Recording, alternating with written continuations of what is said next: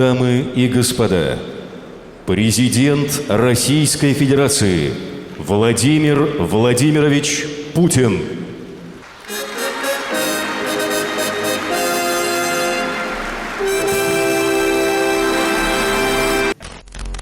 Turkey and Russia have been here before, and they will probably be here again.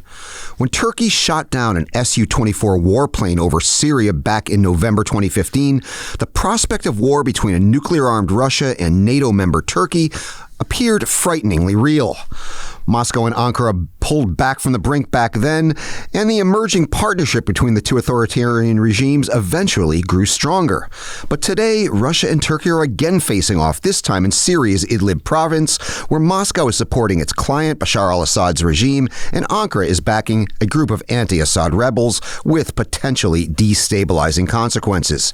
The Russian-Turkish relationship is an uneasy partnership of two wary frenemies who share a common disdain for the West, but it's also a rivalry between two leaders with messianic visions, both of whom view it as their destiny to revive their country's lost imperial greatness, and whose imperial ambitions often collide. Hello from CEPA headquarters in Washington, D.C., and welcome to the Power Vertical Podcast. My name is Brian Whitmore, director of the Russia program here at CEPA, and joining me here in the studio is Soner Çağaptay, director of the Turkish Research Program at the Washington Institute and author of the book Erdogan's Empire, Turkey, and the Politics of the Middle East. Welcome to the podcast, Soner. Glad you could join us today. It's a pleasure. Pleasure to have you. Also with us in the studio is former U.S. State Department official and veteran Kremlin watcher Donald Jensen, a senior fellow and editor-in-chief here at CEPA and a lecturer at Johns Hopkins University. Welcome, Don. Hi, gentlemen. Great to be here. Great to have you. So Turkey has lost at least 59 soldiers in Idlib, and that was my last count. I haven't checked the latest, since the beginning of its military campaign in support of rebel forces in the region, where a Russian-backed offensive by the Assad regime has forced nearly 1 million people to flee toward the closed Turkish border in search of safety. Ankara is determined to protect its border with Syria and prevent a fresh influx of refugees on its territory, and Moscow is bent on preserving Bashar al-Assad's Syria as a client state. Both sides say they want to de-escalate, but neither side wants to back down, severely testing Moscow's fledgling and troubled partnership with Ankara, as well as raising fears of a wider war and a renewed refugee crisis. After a tense meeting in Moscow yesterday, Putin and Erdogan agreed to a ceasefire that took effect midnight March 5th. They also agreed to set up a 12-kilometer wide security corridor patrolled jointly by Russian and Turkish troops starting March 15th. Now, call me crazy, but we can all be forgiven for being skeptical about the success of this agreement, given that a 2018 agreement between Turkey and Russia has been routinely violated, mostly by the Russian, or almost entirely by the Russian side. Soner, let's start with you. This conflict has both underlying and proximate causes. The underlying causes, I think, are fairly deep, and that's one of the things I want to get into here. Can you speak a bit about the proximate causes, Russia and Turkey's conflicting interests in Syria, as well as the underlying causes? Absolutely. First things first, of Turkey's dozen neighbors, including neighbors across the Black Sea, including Russia and Ukraine and others, there's only really one that the Turks are historically afraid of, and that's Russia. Mm-hmm. That is because, unlike Turkey's other neighbors, which the Turks during the days of the Ottoman Empire defeated and ruled over in the case of some countries for nearly half a millennium, that has not been the pattern of Turkish-Russian ties. The Turks never historically defeated the Russians conclusively. It was indeed the Russians who defeated the Ottomans over and over. By my count, as I explained in my book Erdogan's Empire, the Ottoman Empire and the Russian Empire fought 17 campaigns, and guess who started all of them? The Russians. Right. And guess who lost them overall? The entire series of wars? The Turks. So clearly there's a pattern here. This is an asymmetrical relationship historically. Yeah. And I think the war in Syria, to me, looked like the 18th war, when Erdogan started backing up the rebels, opposing the Assad regime militarily. And though events in 2015 and 16 really changed things around, in 2015, Turkey shot down a Russian plane that had violated its airspace from Syria. Putin slapped harsh sanctions on Turkey. Russia has many levers levers. It's a asymmetrical relationship, not only in the military realm. Russia is a nuclear power, historic nemesis, but also economically, Turkey relies on Russia for trade and tourism and for natural gas imports. So Putin showed how he could undermine Turkey. But then the coup happened, the coup plot against Erdogan happened, a nefarious attempt on his life, which left him completely traumatized. And Putin completely changed Russian behavior.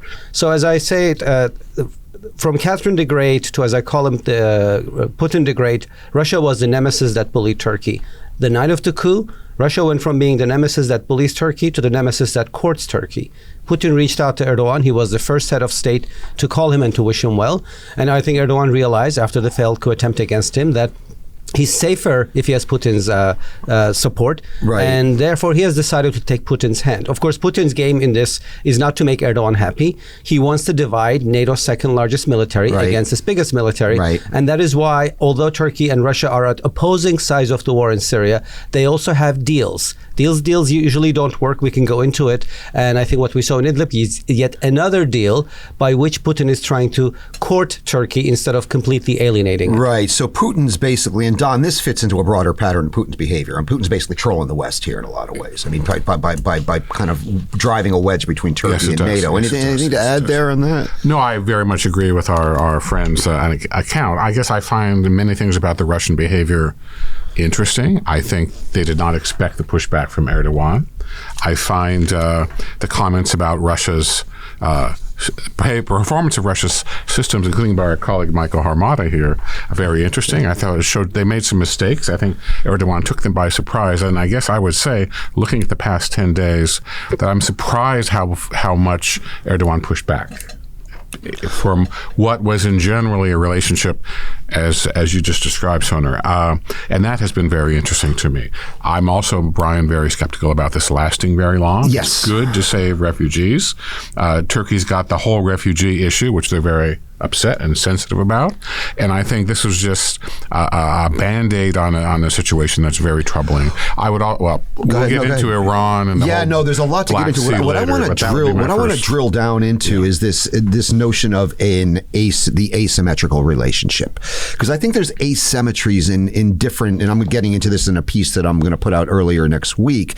There's asymmetries in many different ways. Now, there's the obvious asymmetry in the Russian-Turkish relationship. You start with the economies, right? Russia's economy is nearly twice the size of Turkey's. Russia's economy is approximately $1.58 trillion. Turkey's economy is $851 billion. So not quite twice, but the lion's share of the trade between the two countries is accounted for by energy.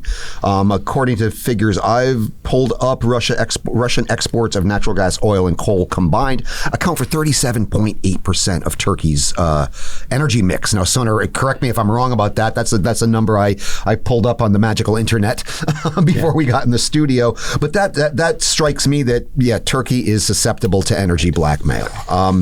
And Russian visitors to Turkey and Turkey's tourism industry is vital, accounted for 7 million of the 51 million tourists who visited Turkey last year. Turkey's the second largest military in NATO, but Russia's defense budget is $61 billion. Turkey's is just $19 billion. So it's like 3 times the defense budget. So there's the asymmetry in the relationship, but there's an asymmetry in the interests in Syria, I would argue. Correct. For Syria, for Turkey, Syria is existential almost, right?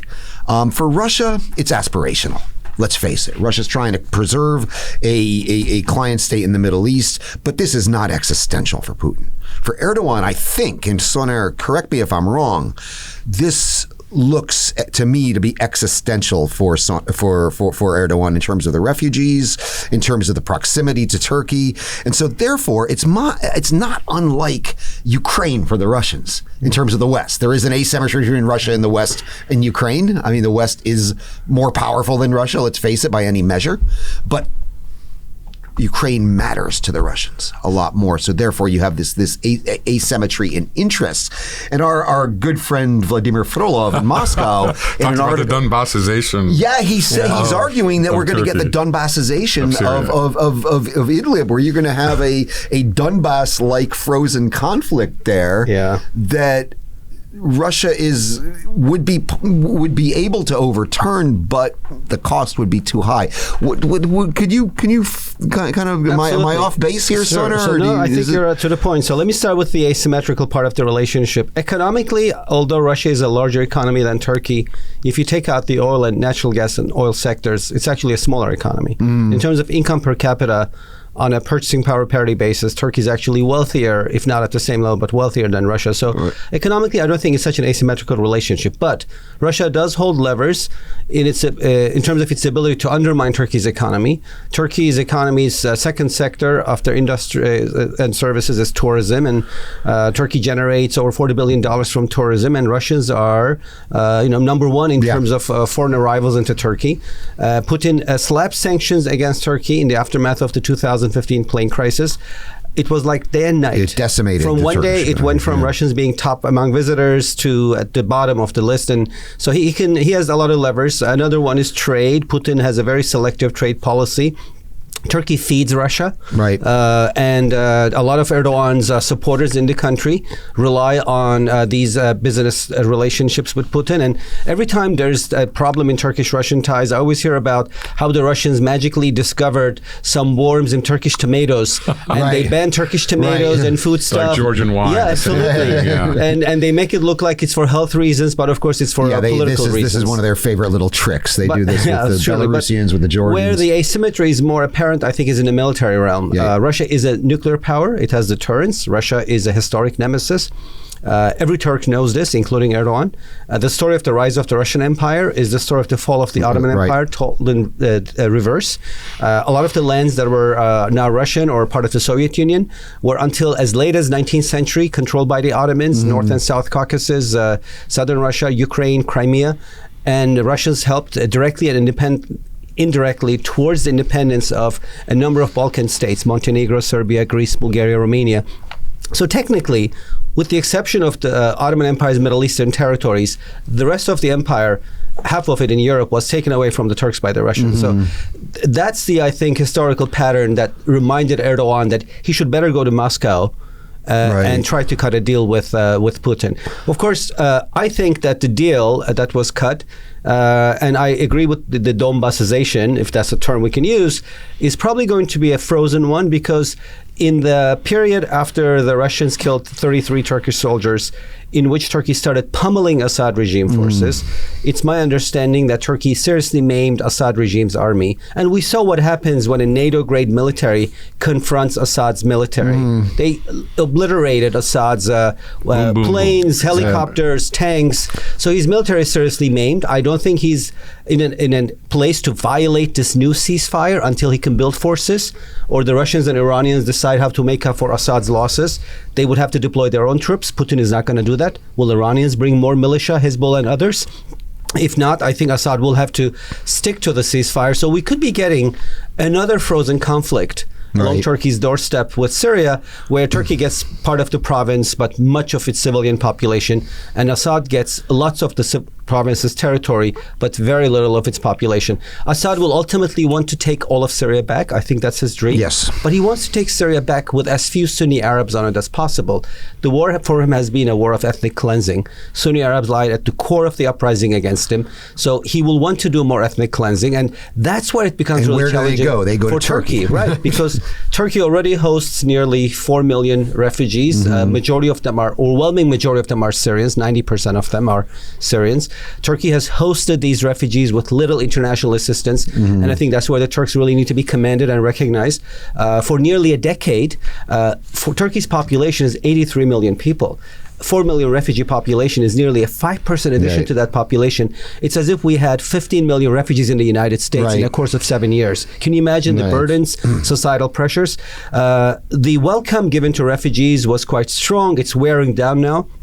Turkey's economy is going down. There are anti-refugee sentiments rising. I think that is Putin's lever on Erdogan now in Syria. And that's why I think Erdogan reacted so harshly to Putin's violation of the Sochi agreement that had provided for a ceasefire in Idlib, because it not only risked Turkey losing its last foothold in Syria against the Assad regime, or one of the last, because it still controls areas in the northeast, but the biggest problem was that the refugee flows that Putin's ethnic and Assad's ethnic cleansing would produce, and I think Turkey cannot handle more refugees at this stage. Right. That's what scared Erdogan. That's why he stood up. And there's another factor. You noted this in a piece you recently wrote for The Hill, where you said that Putin could activate his allies, the Kurds, to unleash a campaign against this. So Russia has a lot of levers. My question, though, is given that what happens in Syria is so important to Turkey, if this breaks down, how far will Turkey go in pressing the Russians? So we saw that Turkey not only pummeled Assad's forces, but also Russians kind of stood aside. It's not because they liked it. It's because the political and military support the United States provided to Turkey, the Office of Ambassador Jim Jeffrey at State Department and Secretary of State Pompeo strongly supported Turkey. I think that provided a political deterrent to Russia to step away for a little bit. Okay. So here's a dynamic we have. While Turkey won't fight Russia on its own, it will do so if it has strong backing from the United States. And I think that provided a window during which Erdogan was able to push back. But that window is not infinite because Putin knows that there are limits to U.S. military support to Turkey. It's an election year. President Trump will not put boots on the ground or get directly involved in a conflict. That's very unlikely. Right. So, and Putin knows this as well. So I'm quite impressed by Putin as a nefarious global leader. That's how I should say. After I said impressed, that is the quote of the podcast. It doesn't mean I'm impressed that he's a great guy. Impressed as a nefarious political leader globally because he achieved so much with so little militarily.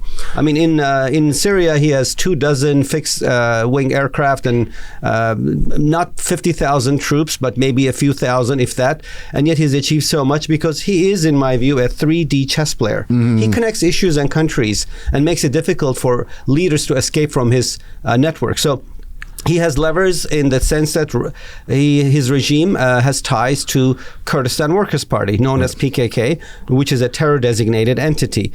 Russia's ties, and for that purpose, the Assad family's ties to the PKK are as old as the Assad family and the Cold War itself. So Russia could easily start helping this group and boost up its military campaign against Turkey.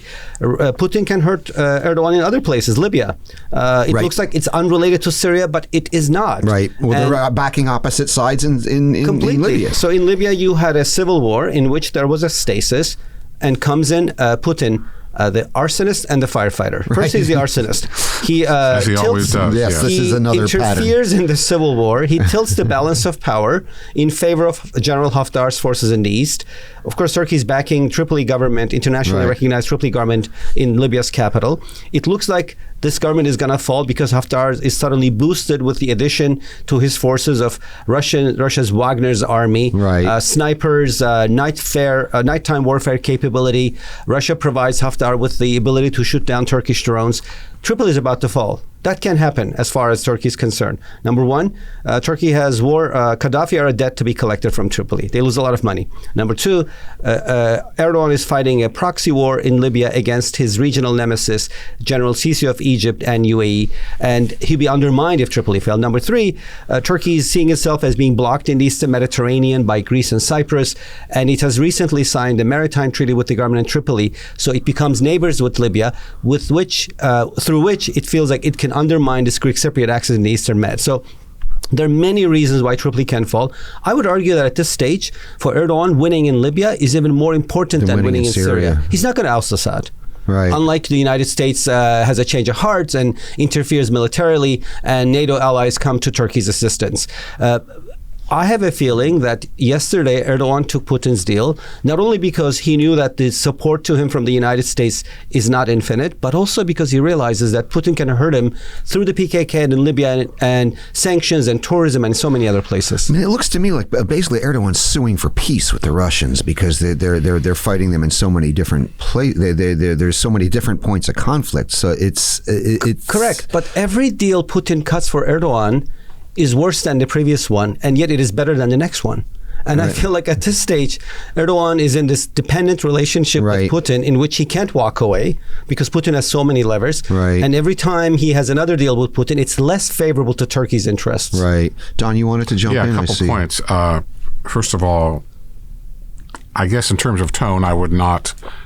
Mixed feelings about your argument that the relationship is so subordinate between Erdogan and Putin. But I largely agree with you. I think the Russians were surprised by the pushback last week, and I think that I would give the Russian diplomacy great credit for recovering and being so skillful, quickly turning on a dime and going this week. I do agree with you that this deal is very unstable at best, and I think that they're going to have another one very soon. I want to just raise the issue of Iran here, which is sort of the undiscussed player this week. Right, let's do that. This is really a multi-partite crisis, not just Iran, Russia. And so, Iran... Again, the relationship between Iran and the Russians is, to some extent, unpleasant or unstable in the region, and they're going to benefit, I think, by a lot of what seems to be going on. We'll talk about the U.S., I think, later. Yeah, no, I want to before we go. Yeah, go ahead. Before we go to the break, I do want to get into the West, because this is I see a window of opportunity for the West right now. I mean, Turkey's been drifting away from the West. We could talk about Turkstream. We could talk about the decision to buy the Russian S-400 air defense systems. Well, the Turks will say, "Give us the Patriots," won't they? Well, this is where I'm going. This is where I'm going. I mean, you had Turkey's disappointment with NATO over NATO's reaction to 2015, because when the reaction was, "This isn't a NATO issue, Turkey, you're kind of on your own." They didn't put it in those words, but that was the message. Yep. And I think now, and I'm starting to see some data points on this. I mean, Angela Merkel this week called for that Erdogan shouldn't have to go one-on-one with Putin in Moscow. It should be a four-party meeting with Merkel and Macron present. The Russians obviously refused that, but that was a signal, I think. And if we can come to some kind of deal on the Patriots, that could be a game changer. Well, we still have the issue. But my larger issue here, my larger question is there a window of opportunity right now for the West to bring Turkey back into the fold? And what has to happen for that to happen? Yes and no, but let me first respond to Don's comments about the asymmetrical nature of the Erdogan-Putin relationship. I agree with Don. I think Erdogan is not completely powerless. He has levers, and his biggest lever is that Putin's overall Turkey policy is one by which Putin can harass Turkey and show how it can hurt and undermine Turkey's interests in Libya and Syria. But ultimately, he wants to avoid Stalin's 1946 mistake. That mistake was pushing Turkey too hard. If Russia, Turkey's nemesis, threatens Turkey so severely, Turkey runs to the West, United States in this case, and becomes a steadfast ally. In 1946, Stalin demanded the Bosphorus, or the basing rights along the Bosphorus, and Turkey's response was to join NATO and become a key U.S. ally for nearly 6 decades. That relationship between Turkey and the U.S. has been undermined in the last 2 decades, I think, largely as a result of policy differences between Ankara and Washington in wars in 2 of Turkey's neighbors, namely in Iraq and in Syria. In Iraq, Turkey wanted to do little, and U.S. wanted to do a lot. And in Syria, Turkey wanted to do a lot, and U.S. wanted to do little. But you had other differences: U.S. alliance with the YPG, People's Protection Forces, an offshoot of Kurdistan Workers' Party, PKK, a terror-designated entity. It looked like the relationship was in a free fall.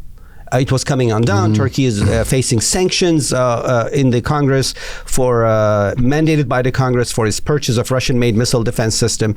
If I had to guess, Brian, when Putin first dangled the offer that Erdogan should buy this missile defense system from him, I would say it was right after the failed coup attempt against Erdogan. 2 weeks after that, Putin invited Erdogan to Konstantinovsky Palace in St. Petersburg, hosted him with imperial glamour, told him, "Your Western friends are not reaching out to you. I'm here for you. Please buy this hardware." It's not that he's only making $2.5 billion. It is that he knows that the purchase of this missile defense system is going to rupture U.S.-Turkish relations. Putin's ultimate goal is to weaken NATO by breaking up its 2 strongest militaries. And that was also moving forward. But I think that the events of the last week have not really provided for Turkey coming back to America's fold, but they have provided an inflection point. U.S. support to Turkey, political and military, is the reason why Russia stood aside. And I think Erdogan appreciates this. So I would say we are at an inflection point in the relationship. And the one good takeaway of this whole mess in Idlib and the civilian suffering that we have seen, unfortunately, is that the U.S.-Turkish relationship is no more in free fall. Erdogan appreciates the fact that, he might be in this dependent and largely asymmetrical relationship with Putin, but he needs to have good ties with the United States. Right. I was frankly surprised the degree to which Jeffries and Pompeo took Turkey's side. It's not the kind of thing I expected from the Trump administration, although it's been said that Erdogan is more is well, weak. I mean, President Trump himself gets along with President Erdogan, but I think you had a big debate inside U.S. Putin. You have a big debate inside U.S. government. I think that this is really a time when U.S. policy, which is I think what it ought to be, it stopped being about Erdogan and it started being about Turkey. And I think because it's U.S. took the view that this was an opportunity to use the Idlib crisis as an inflection point in the relationship.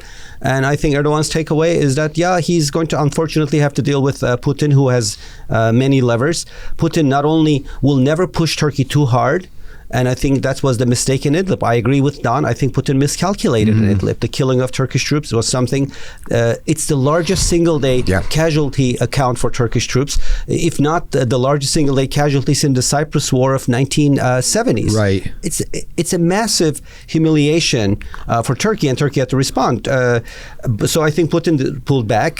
He pulled back because of U.S. military and political support to Turkey acting as a deterrent, but also, ultimately, Putin does want Erdogan's sign-in to how he wants to end the war in Syria. Right. There's something called Astana process. It's the opposite of Geneva process.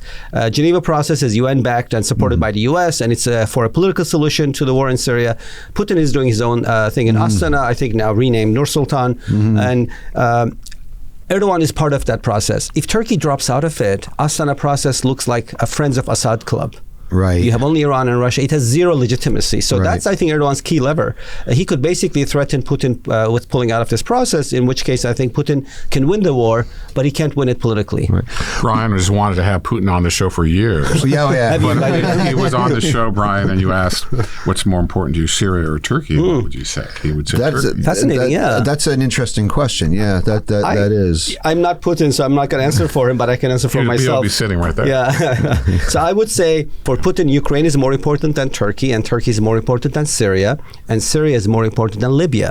So he uses Libya to align Turkey with his policy in Syria, and he uses Syria to divide Turkey away from the United States, and he uses Turkey to isolate Ukraine. Now, there's one more thing before we move into the second half. I want to talk about these clashing empires because I find that aspect of this so interesting. But one more thing. I mean, there is a domestic political component to this for Erdogan right now. I mean, he's lost Ankara, he's lost Istanbul.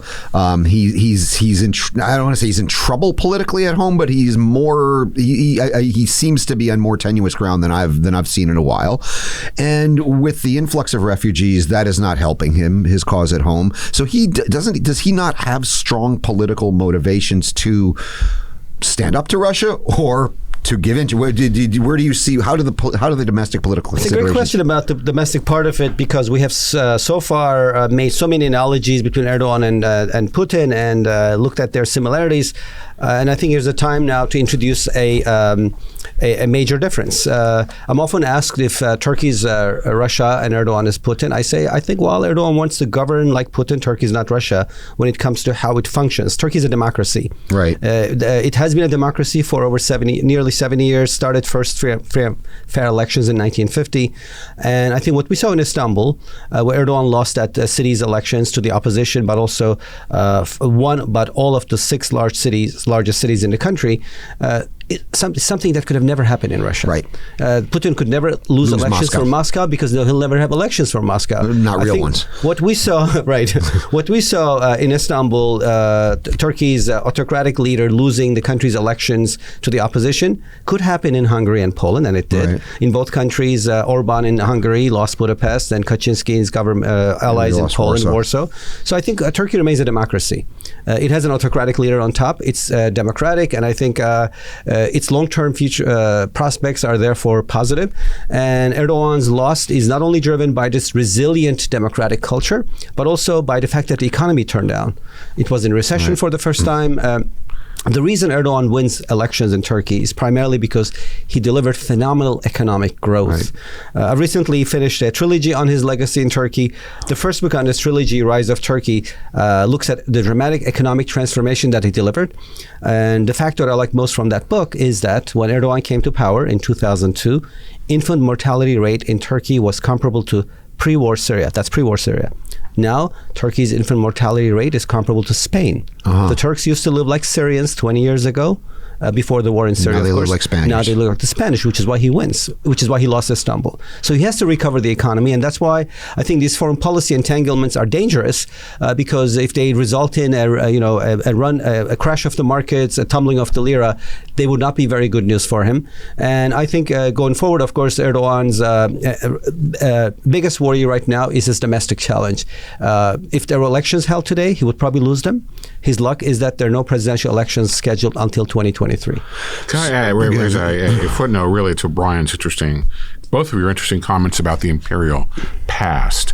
Is that Turkey has not recognized the annexation of Crimea, which is an and echo Erdogan from the just made a past. point of Does that have any reiterating political salience at home, Sean? Yeah, absolutely. There's a large Crimean Tatar diaspora in Turkey. But Erdogan has been pretty stubborn on that. Yeah, he has, and I think Turkey will never accept this. I think that while Erdogan is allowing some of Putin's isolate Ukraine policies, so Turkey's participation in Turk Stream, a pipeline that goes under the Black Sea, bypasses Ukraine, Putin is basically trying to make sure that he doesn't rely on Ukraine to sell gas to Europe, while Erdogan is working with him on some of these policies. I think Ukraine and Crimean Tatar issue is always going to be a sticking point. When Putin invaded Crimea and said it should go to Russia because its inhabitants are Russian, I wanted to write him a letter and say, well, they're really Crimean Tatars. Yeah. And the diaspora is pretty powerful. It's very powerful, and I think this is going to be a divisive issue between the two leaders going forward. Yeah. All right. Well, that's a great segue into our second half. In a few moments, we'll continue our discussion and broaden the historical aperture and take a look at how Putin and Erdogan both aspire to revive lost empires and how those aspirations collide. I'd like to remind you, you are listening to the Power Vertical Podcast. My name is Brian Whitmore, director of the Russia program here at CEPA. Joining me here in the studio is Soner Çağaptay, director of the Turkish research program at the Washington Institute and author of the book Erdogan's Empire, Turkey and the Politics of the Middle East. Also with us in the studio is former U.S. State Department official and veteran Kremlin watcher Donald Jensen, a senior fellow and editor-in-chief here at CEPA, and a lecturer at Johns Hopkins University. I'd also like to remind you could subscribe to the Power Vertical podcast on iTunes. You can read the Power Vertical blog and watch the Vertical video at CEPA.org, and you can follow us on the Twitter at Power Vertical.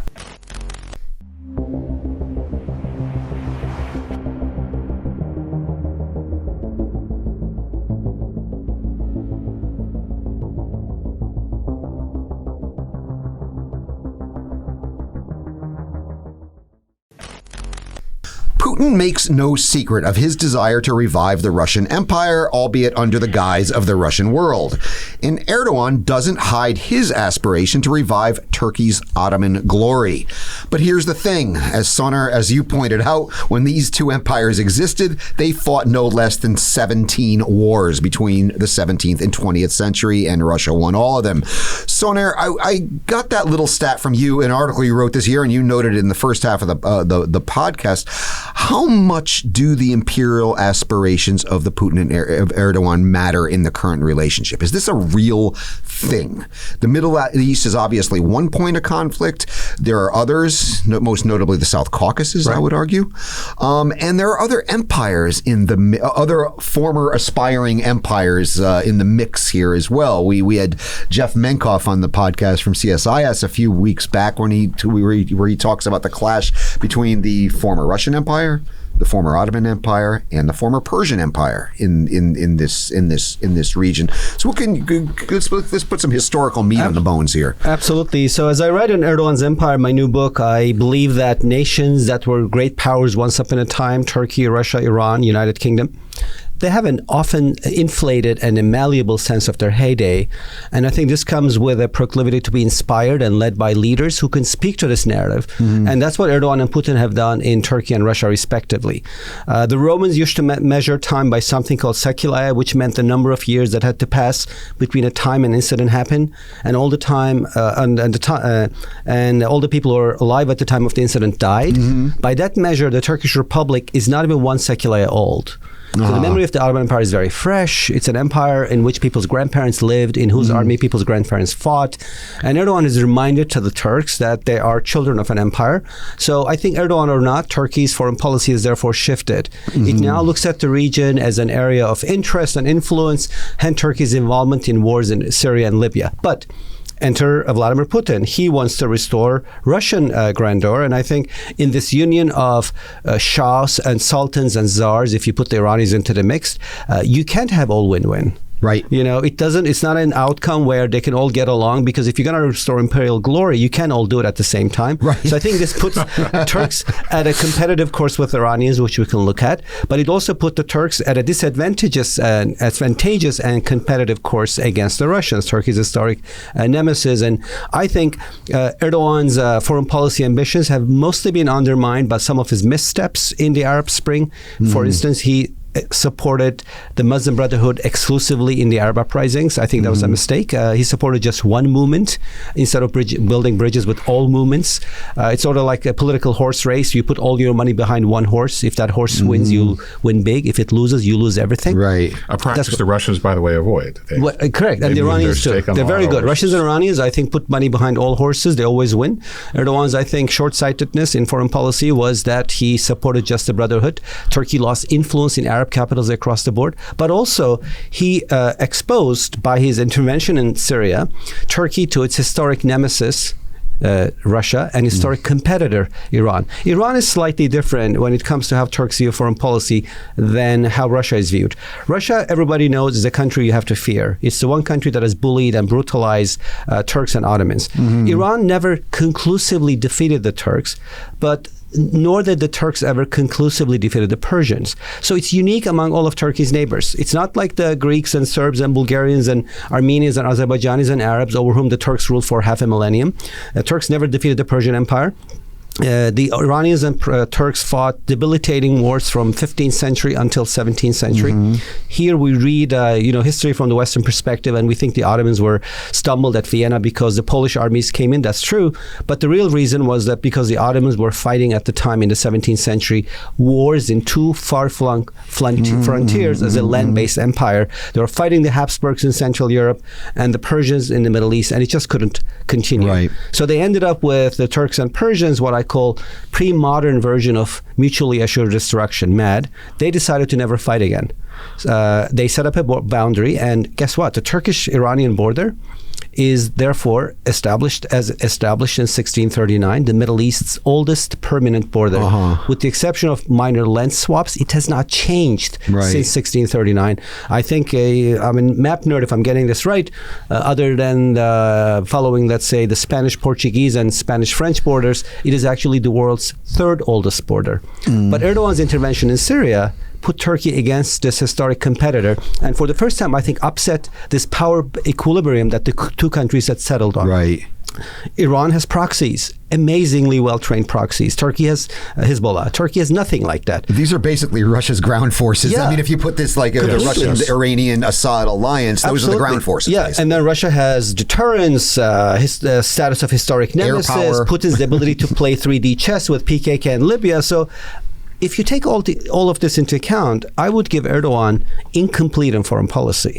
I mean, he tried to make Turkey an imperial power. It really hasn't worked out like that. Well, I want to drill into that too, and I want Don to jump in on this because if you look at I like your how far removed you are from the imperial past, and you say there are people in Turkey whose parents whose like previous generations lived under the Ottomans. I mean, if you're old enough, your parents, otherwise your grandparents lived in the Ottoman Empire, fought in its army, were its bureaucrats. So this is not a distant memory. Now in Russia, this is even less distant. Though, if you consider the Soviet Union to be the extension of an extension of the Russian Empire, which I kind of do, you have people alive now who lived in the Soviet Union, right?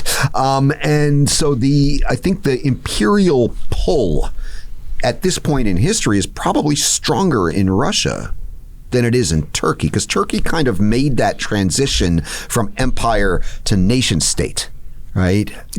And now it's kind of going back. Russia's never made that transition. And so the and let's be imperial honest, impulse... Turkey really is, although Erdogan's ambitions have reminded the Turks that they're an imperial nation or children of a former glorious empire, Turkey is really not imperial in its foreign policy. It's still a nation state.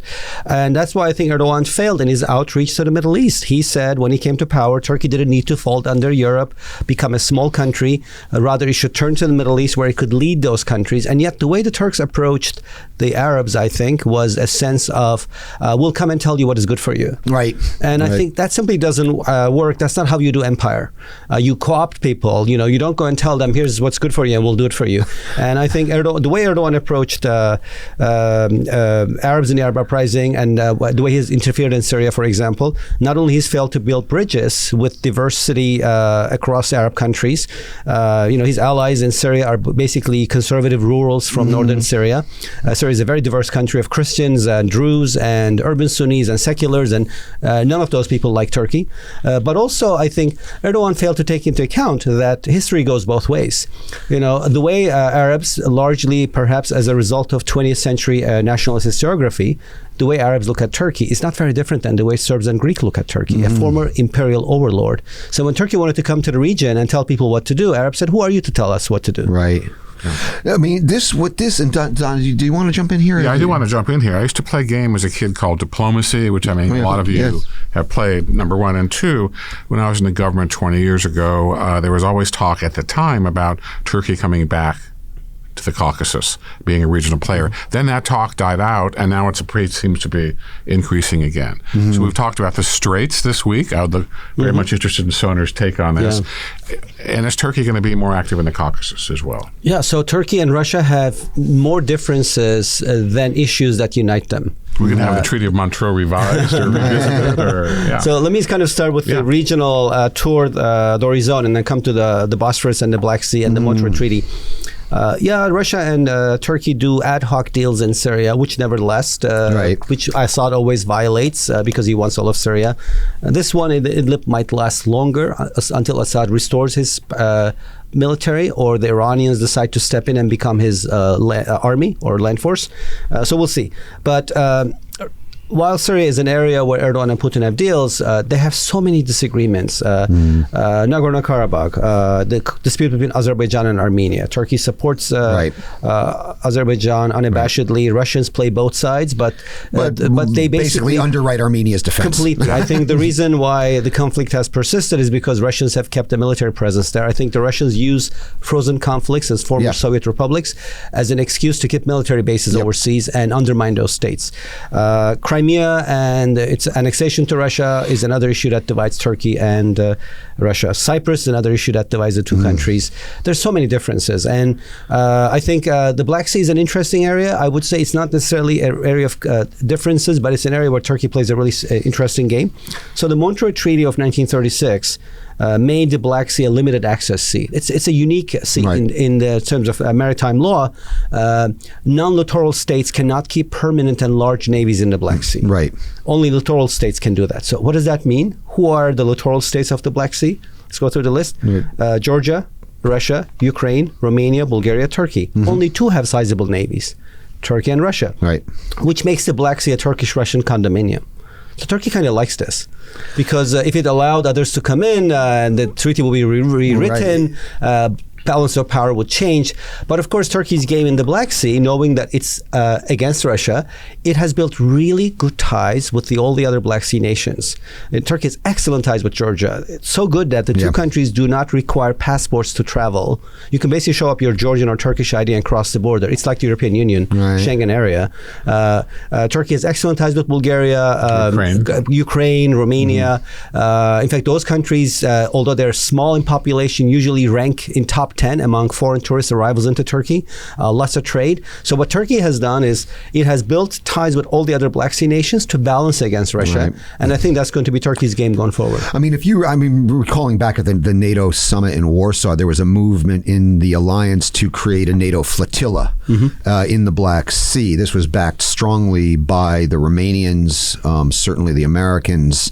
It was shot down effectively, according to my information, by the Turks and the Bulgarians together. Yeah, I would say the Turks will do everything to maintain Montreux Treaty, and because it works to their advantage. It gives them, it makes them the gatekeeper to the Black Sea. It also makes them one of the two lords of the Black Sea, so long as, of course, they can have good ties with Georgians, Ukrainians, Romanians, and Bulgarians to balance off against Russia.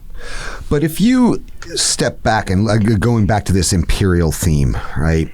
You have three empires competing in the Middle East, right? Turkey, Russia, and Persia. Iran, right? Yeah. What you were saying earlier, Soner, is that the Turks aren't very good at it. Because they're a nation. Turkey is a nation state that is trying to be an empire, whereas I think Iran and Russia are both imperial in the way they conduct foreign policy. This idea that in countries where you get involved, Turkey supports just one actor. Iranians and Russians support actors even they despise because they're like, what if they win? You know, we want to have influence there. They have less of an impulse to do it because less than the Russians because they are more removed. They've made that transition to being a nation state where the Russians have not. And let's be honest, founder of Turkey, Ataturk, who established Turkey as a secular Western state in 1923, he has many reforms, but I think the most significant one as it relates to Turkey's imperial ambitions is his alphabet reform. He changed Turkey's script from Arabic to Latin. Turks cannot read or write Arabic. To them, it's Greek. 99% of Turks have no idea when they see a sign as they enter the Ottoman Topkapı Palace on top of the gate what the sign says. So how is this nation imperial when people can read what their sultans said and what their sultans wrote? And I think there are so many cultural gaps between Turks and the rest of the Middle East, many of which driven by Ataturk's reforms. So sometimes I wonder if Turkey's overall takeaway from this experience is going to be, this didn't really work out quite well for us. Well, this is what I'm wondering, is that because when you step back and look at this with this kind of broader historical aperture, you see that this imperial drive by Russia, that's default. That's where they're going to go, and that's going to continue.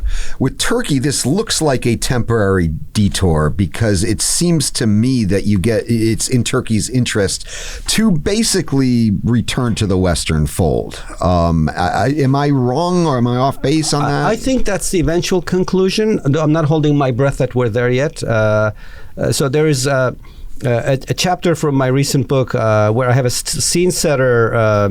My book is called Erdogan's Empire. A lot of friends got upset. They said, why do you call it empire? There is no empire.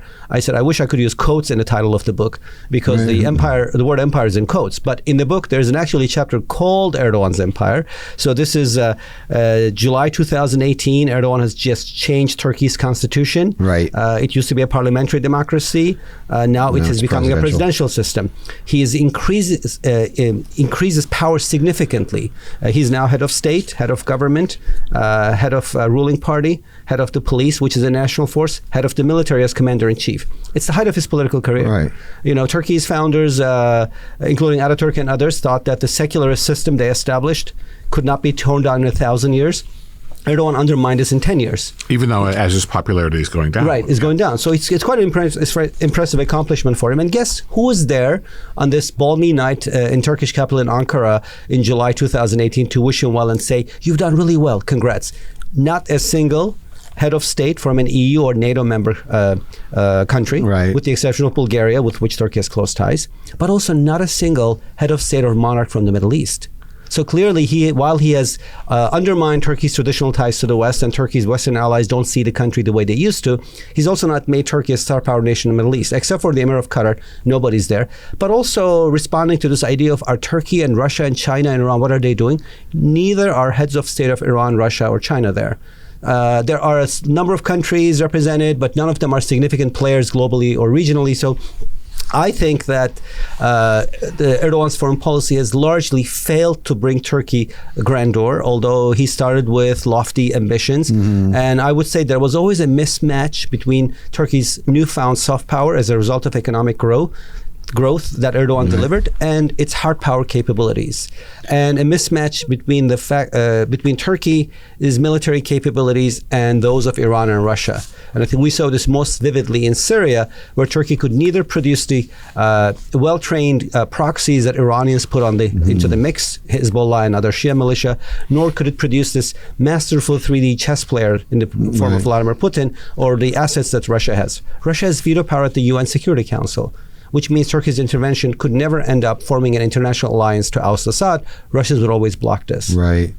So, I mean, and this, we keep coming back to this, but, are you going back to your Turkey fighting 17 wars against Russia and losing all of them? The longest period where they were basically safe from the Russians was the Cold War period when they joined NATO, and that they were in the embrace of the West. This seems to me that this is Turkey's natural home. That's naturally going to be my Western bias, but I think objectively looking at it this way, that I think this can only go one way. So I'm sure before all the listeners on the podcast tweet and call us and email us, there are of course wars in which the Turks defeated the Russians, 1711 campaign, but there are no overall wars that the Turks won. There were battles that they won, but of these 17 major campaigns, they were all won by the Russians overall and conclusively.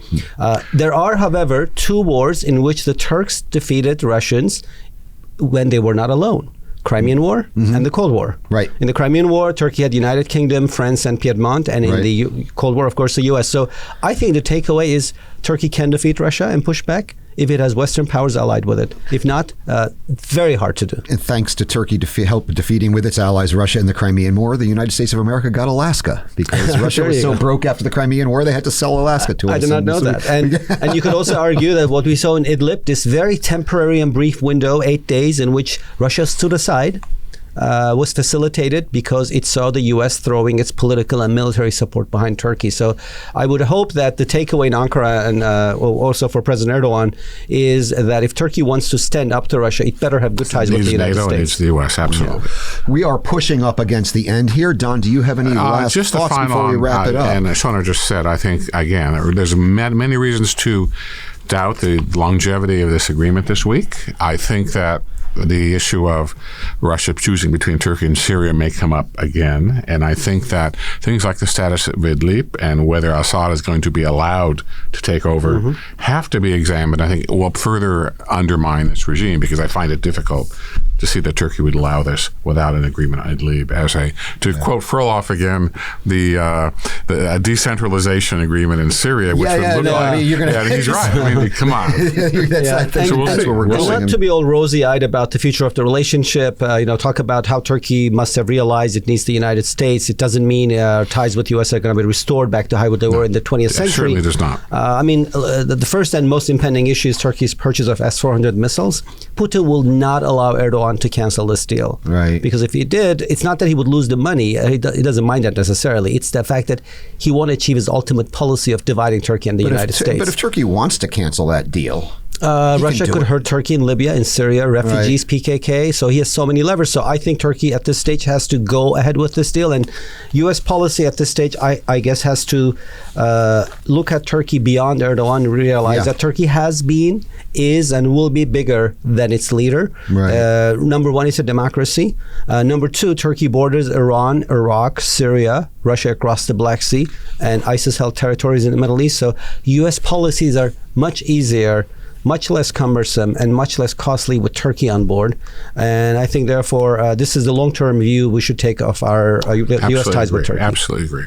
Yeah, thank you. We will have an event here at CEPA next week to discuss this in greater detail. We are hoping to have Soner join us, but unfortunately you'll be traveling. But we will have Angela Stent from Brookings, and I will be moderating it. And hope for a big crowd. So hope for a big turnout there. It's a great event. I wish I could be there. I'm definitely going to tune in. Certainly wish you could. I'm coming out with a piece next week that says 4 things we need to know about the Turkish-Russian relationship. 1, that it's asymmetrical. 2, imperial aspirations matter.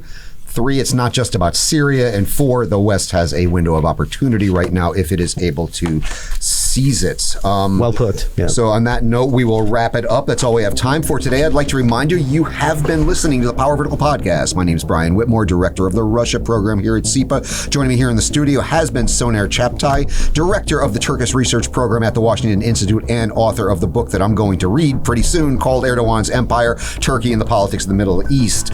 Also with us in the studio has been former U.S. State Department official and veteran Kremlin watcher Donald Jensen, a senior fellow and editor-in-chief here at CEPA, and a lecturer at Johns Hopkins University. Thank you both for a enlightening discussion. I Great, learned a lot. thank you. It was a great pleasure. I had a lot of fun. We'd also like to thank our producer, Mikhail Harmata, for keeping the lights on and all the complicated machinery well-oiled and in working order throughout the discussion. I'd also like to remind you could subscribe to the Power Vertical podcast on iTunes. You could read the Power Vertical blog and watch the Vertical video at CEPA.org, and you can follow us on the Twitter at Power Vertical. Join us again next week, and now, as always, I leave you with something other than the ambient sounds of my favorite socially conscious Russian rapper, Noise MC.